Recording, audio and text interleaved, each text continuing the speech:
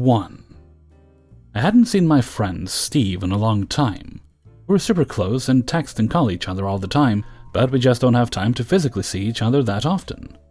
When we do hang out, we have crazy adventures doing stupid shit. Sometimes, we just want to stay in and hang out. Tonight we did both.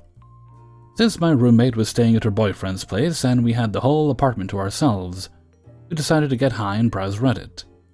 Usually when we do this, we see some pretty weird shit and we get very loud, very annoying, and extremely offensive. But it's just us, so who cares? It's still early in the night, so we haven't gotten deep into the rabbit hole yet. We stumbled across a recent TIFU post. Steve thinks it's funny that the OP described herself as a small 100-pound soaking wet female. He's curious about what she looks like, so we put on our Sherlock Holmes hat and try to find the picture. OP mentioned she was an author, so we found a Facebook page about her book, and it had a picture of her reading her own book. I said that she didn't look like she weighed less than 100 pounds even without soaking wet clothes. No offense meant, just an observation. She's very cute in her Astrid cosplay. Steve said that soaking wet clothes wouldn't add more than a pound or two anyways, and maybe she was just exaggerating her weight for a little karma. It's much funnier picturing a tiny female trying to inhale 80-plus pieces of sushi on her own. I said that soaking wet clothes could definitely add more than a couple of pounds, and that expression implied she was very tiny and not just normal weight.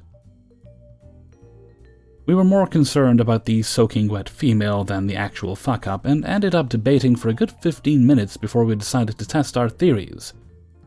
I would weigh myself dry, and then weigh myself with soaking wet clothes. Now, I'm not all that concerned about my weight. I'm 5'4", and my weight has fluctuated between 94 to 98 pounds my whole life. I have never hit the triple digits, but maybe, just maybe, I would in soaking wet clothes. Since I never pay attention to my weight, I have never owned a scale, so I go into my roommate's room and borrow hers. It's cool, we borrow clothes and purses from each other all the time. I get on the scale and I'm 95.4 pounds tonight. Sweet. I just need to retain 4.6 pounds of water and I win the debate. Here's where the logistics get tricky. I didn't want to mop up my bathroom floor after this experiment, but I also don't want to mess up my roommate's scale. Steve suggests putting the scale on the far side of the shower, opposite the shower head, so it's not directly under the water. Alright, easy peasy lemon squeezy.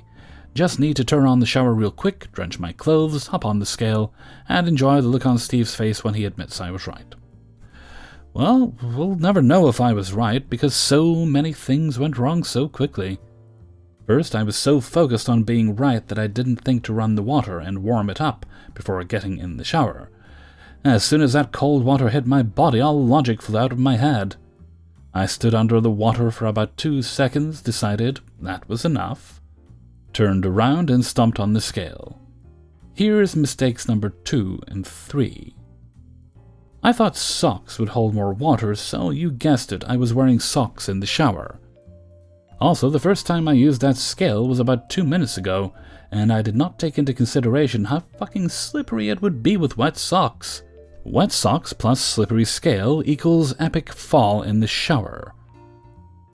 Finally, I forgot to turn off the water, so I'm laying under the shower head drowning in freezing water. Luckily, Steve steps up and turns off the shower. I try to get up, but I popped my shoulder out of its socket and bruised my tailbone. Steve wants to take me to the hospital, but I'm begging him not to take me. I can't afford an emergency room visit, and I would die from embarrassment having to explain what the hell I was doing.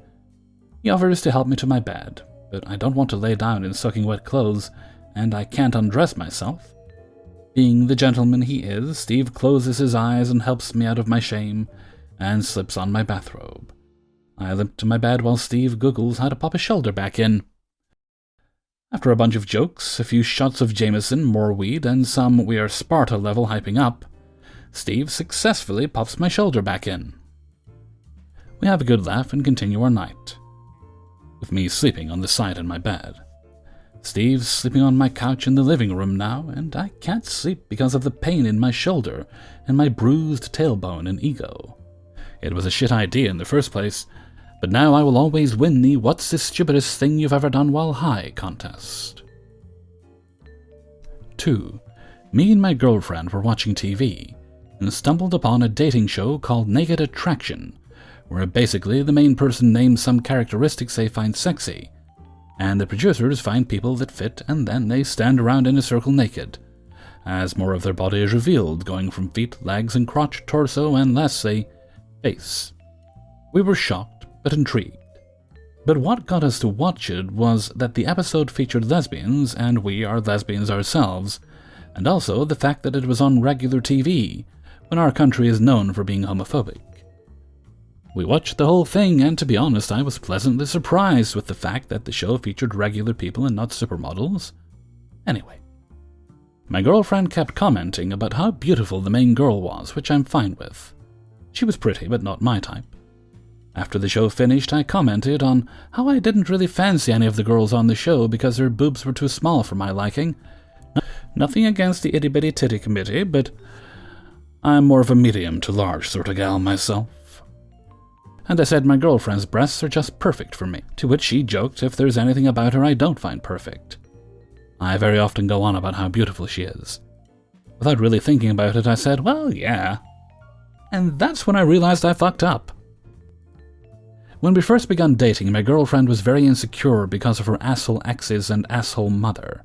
She is objectively speaking a very beautiful woman, and she's the sexiest person I have personally ever seen. Her confidence went up significantly, which she both told me and I could see after a couple of months together.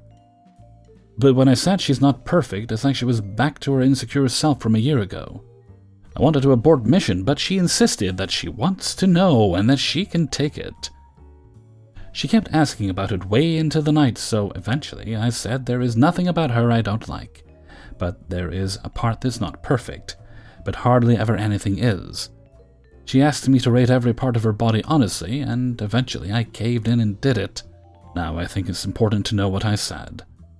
Feet unrated because I don't think of feet if I don't have to. Thighs 10 out of 10, pussy 10 out of 10, hips 10 out of 10, torso 10 out of 10, breasts 10 out of 10. Yes, I'm pretty obsessed with her, and also very lucky. And face 8 out of 10.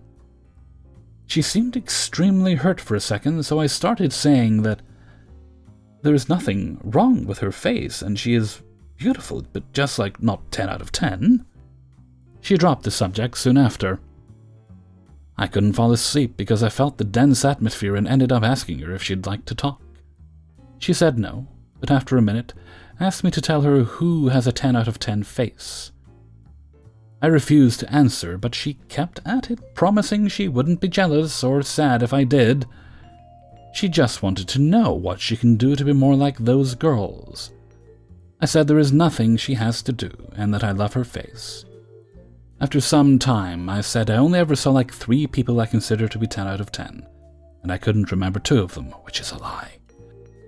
I couldn't only remember 1 because it was some random girl on TikTok whose name I didn't catch. The second person was a girl we saw at a party once, but I knew damn well not to mention her, because at the party I was kinda stoned and stared at her, and my girlfriend noticed. So I only said I consider Amy Adams to be a 10 out of 10 face. My girlfriend commented, the idiot from Enchanted, and I said she's an actress and played an idiot, not necessarily one in real life. Then my girlfriend asked if her best friend is a 10 out of 10 to me, and not to lie, they have a very weird relationship, and the girl is beautiful but not nearly as attractive to me as my girlfriend is, so I said that. Then we silently went to bed, and I woke up to her working on her PC in the morning. She asked me how I slept, and I said, well. She said she hadn't slept at all. I'm just worried that she will have an insecurity relapse because of this, but also can't seem to shake the fact that this is ridiculous. 8 out of 10 is an effing amazing score. I consider myself to be a 7 out of 10, and I think I'm hot shit. 3. I've worked for my current employer for just over a year now.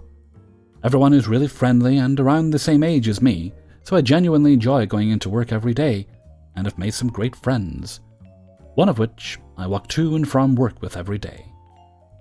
Last Tuesday morning he arrived at my apartment earlier than usual because he'd received some bad news in the night. His mother fell ill in the very early hours and was rushed to hospital. In the nicest way, he was a bit of a mess. I told him he should call the boss and explain why it would be best if he took a sick day or maybe holiday, but he wouldn't have it. He felt that he needed something to distract him, so he was determined to go into work. He did, however, ask me for a favor. I'm a regular weed consumer, and since legalization, I've really taken it up a notch. I start every day with what I call a Kingston coffee, named after the famous capital of Jamaica. It's a special brew that kick-starts my day in the perfect way. So I was more than happy to make him one. I got myself ready, made us 2 coffees, and we set off to work. As soon as we left, I noticed he was sipping his coffee quite anxiously and working his way through it at a good pace. Then, 2 minutes down the road, I realized I'd forgotten my wallet, so we had to turn back. By the time we arrived at my door, he downed his coffee almost in one. He asked for another. Now, I find the effects of these coffees to be quite mild. It gives me a calmness that really helps in my line of work. So, given what had happened to him, I couldn't begrudge him a second. I made him another, and we set off again. We arrived at work narrowly on time, and before we went in, he hugged me and said he felt like things would be okay. I told him I was there for him and that we'd get through it. We went to our desks and started work. It was just 10 minutes into my day when I started getting some crazy requests from clients that made everything a bit frantic. The next 2 hours absolutely flew by, but I managed to resolve everything and then decided to check on my buddy. I walked over to his desk and he turned his head like that girl in The Exorcist. His eyes were almost pure red and he had a drop of drool on his shirt. I asked if he was okay and he replied, in the worst Jamaican accent I've ever heard, "Jamaica. We have a bobsled team." I knew I needed to do something, so I went and made him a Wisconsin coffee, extra milky, and forced it on his neck. He started laughing hysterically and said it tasted like a yo-yo. By this point, we were getting some bad looks, so I rushed him into a meeting room. I was trying to talk to him and get him to do some exercises in an attempt to energize him, but he wasn't making any sense and he was extremely drowsy. I decided to go to my desk and Google ways to dull the effects of weed. Most websites just suggested other drugs or coffee, so I went to speak to another colleague who I was close to. I explained the situation, and she said we should come clean with the boss. I knew I'd lose my job, and there's a good chance he would too, so that wasn't an option.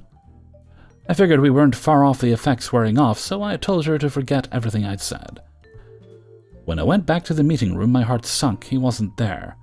I opened the blinds and saw him in the kitchen, opening all the cupboards, and our dear old secretary looking mortified. I ran over to the kitchen, and he was groaning the lyrics from Haribo adverts like the lead singer of a death metal band. "Kids and grown-ups love it so, the happy world of Haribo." I started joining in to try and put the secretary at ease, and said, "We're starting a band. I'll put you down for a front row seat, yeah?" To which she rolled her eyes and walked out. I pulled him away from the cupboards, and he started getting angry at me. I told him our jobs were on the line because of his frailty, and that he needed to get on with his work. He ignored me and started eating handfuls of raw oats. I didn't know what to do, so I made him an African coffee, no milk, and hoped for the best. Luckily, his throat became extremely dry from the oats, so he drank the coffee immediately. I could see it had worked, as his eyes fully opened, like he'd had a light bulb moment. Then he screamed, "Her muffin were stop property!" I had no idea what he meant, but he jumped out of his seat and paced across the floor to his desk. I followed him, expecting something terrible to happen. But he grabbed some reports, and he pointed to a miscalculation from the previous billing period. He had spoken to me at length about this because his boss had come down hard on him. The huge smile on his face gave me hope. He began working with extreme focus, so I sat next to him to make sure he stayed put. Over the next hour, his posture had fixed itself, and his eyes were beginning to go white again. After an hour of silence, he turned to me and said slubberly, "Bakery expenses were being filed on the wrong account. They use code names for everything, so I got mixed up and it was preventing a property purchase. The deadline was at the end of this week. I may have just saved my job." We smiled and nodded at each other. I knew I could go back to my desk now and finish the day in peace, with everything under control. We walked home together, as we always do, then I invited him in for another coffee. We had a few and watched Cool Runnings 4 times in a row. Life was good again. 4. The setting. My parents used to work for a Ren fair at this park called Sam's Mill Park. My favorite part of the park is this nature trail that goes past the swamp, and then the cow pasture by the farm. I made it a task to go through there once every time we go to the park. The event. I was playing near said trail where I met this girl about the same age as me, around 10 or so. We played on the playground equipment for a bit, when I noticed this guy just staring at us. I asked her if she knew this guy. "Yeah, that's my father. He annoyingly keeps an eye on me. He won't even leave me alone." So I got the greatest idea. I told her that we'll play around this large rock, and when he isn't looking, we'll sneak into the trail. Fuck up. We did just that. We ducked into the trail not using the traditional opening, but one that had great cover. I felt like the best person in the world. I took her on a guided tour through the trail, showing her the highlights, my favorite places to sit and just think. I even showed her the animals near the end of the trail. I was in heaven until, of course, we reached the end. There, standing, looking pissed off as possible, was my father. She asked, "Are we in trouble?" I nodded. She grabbed my hand and said, "Thank you, I had fun," and walked off with her head low, and I went to face the music. The aftermath. I couldn't do anything for the remainder of the fair, which lasted all week, mind you. When my brothers went on the trail, I had to sit with my mother, and my brothers made sure I knew when they went on the trail. I never did see that girl again, and when I did make a new friend at the park, I couldn't go anywhere without parent supervision. How was I supposed to know that her father would flip out when his daughter suddenly disappeared with a boy he didn't know? I was 10. At least she had a good time before we were placed into child solitary. 5. Enter me, 18-year-old female, chilling with 2 guy friends, Paul and Thaddeus.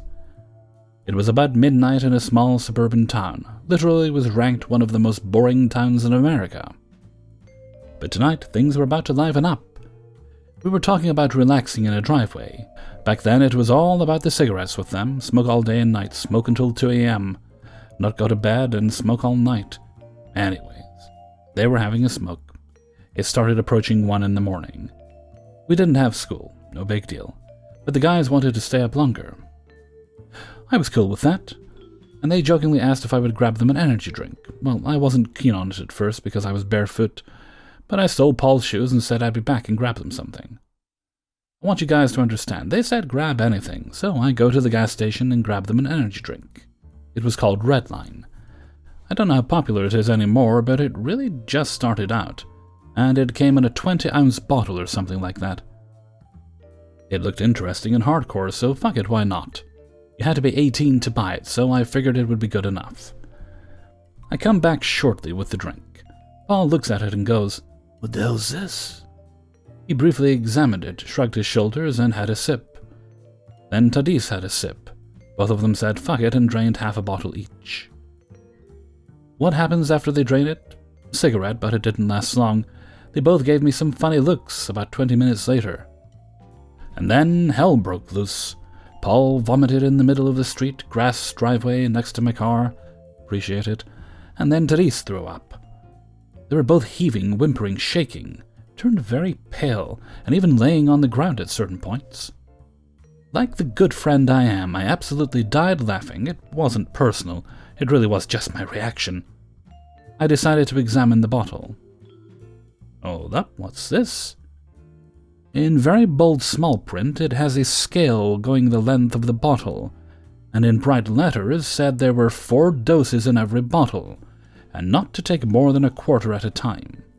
Paul and Thaddeus each took half, and it obviously caused issues intestinally.